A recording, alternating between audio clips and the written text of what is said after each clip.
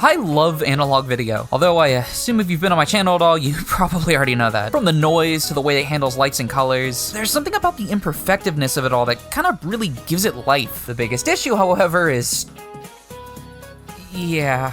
Enter in the world of VHS/composite capture devices. This thing kind of doesn't count, but we'll get to that later. I really hate these things. The biggest issue when it comes to a lot of these analog video capture devices is most of them just aren't supported by Windows now. Whether it be driver issues or etc., it's really a 50-50 anytime you try one of these things. My most recent forte into the wonderful world of composite capture devices being the Holmstech VHS to DVD 5.0 Deluxe. Why is the camera kind of following me? Oh, that's weird.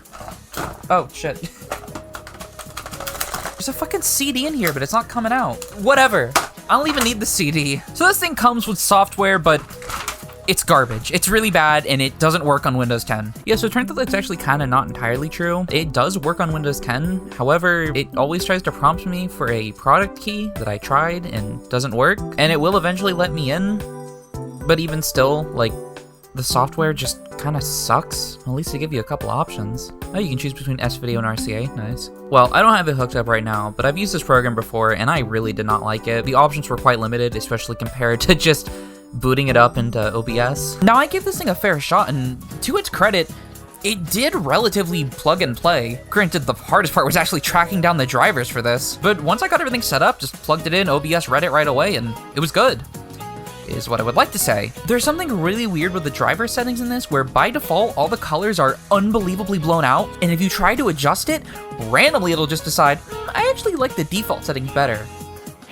It's not even worth thinking about using that. And listen, honorable mention on the wall of shame, I don't even have one to show you because they've all broken and I've thrown them at walls. The Ezcap series, which is just like the generic ones you can find on Amazon, those can get fucked forever. No joke, this is a PSA. If you were thinking about getting into capturing analog video, whether it be converting tapes or whatnot, stay away from this design. Unfortunately, I just threw the thing that I actually need to hook up halfway across the room. The footage you're seeing now is actually coming out of this shitty box I just threw across the room. Doesn't this look so much better than the other footage? I'm gonna try my best to fix it on OBS. God, it looks like a horror movie. Okay, I think this is as good as it's getting, unfortunately. But the reason I switched over to this thing is because I want to talk about something that I bought recently that has alleviated all of the issues of this.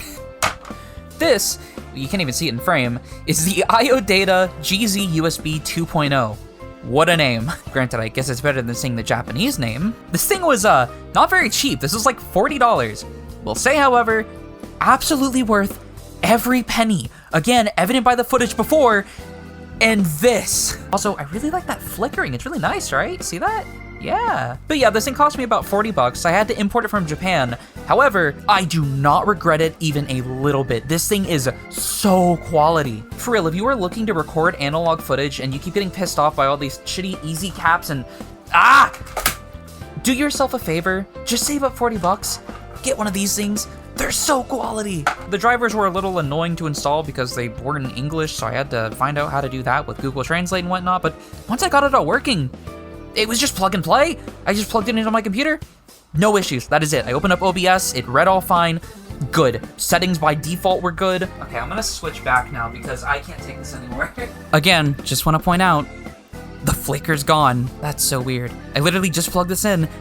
It's so good looking. And of course now, I will address the elephant in the room. Why not just use an Elgato over any of this garbage and not have to worry about any weird shit? And, well, there's a multitude of reasons, really, starting off with you have to get an Elgato.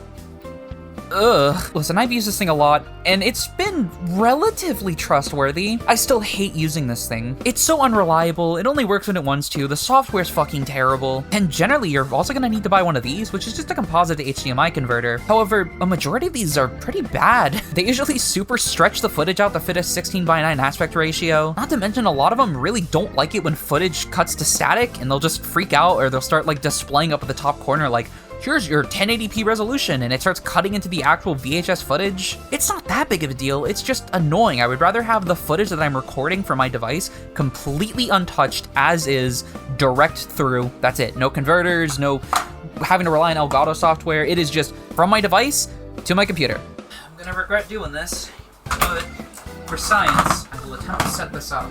I would again like to point out, by the way, this is all it takes to get it to work with my computer. Meanwhile, this and converters, and this needs a cable, and I think this might need a cable, but I'm gonna try it without it. Oh, Elgato, you're proving me right, buddy. Okay, let me try powering the adapter. I've powered the adapter. I've changed many USB ports and cables. It just keeps doing this, and then nothing. Case in point.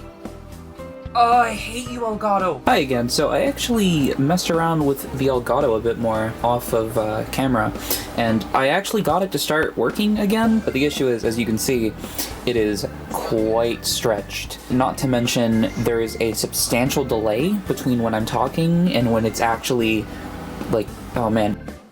And as you can see, between the no signal warning as well as that, the whole AV NTSC thing in the top corner, that's what I was complaining about. I would way rather have my footage just completely untouched. That is really cool looking. And, well, I guess that's gonna be about it, really. That's all I really wanted to talk about. Just wanted to rant a little bit from my little journey I've been on, trying to figure out how in the world to capture analog video and have it actually look good. And so, yeah, my advice, hey man, just save up the money, get a GB to USB 2, just call it a day, man. These things are so quality. And, well, as for the VidBox VHS to DVD 5.0 Deluxe,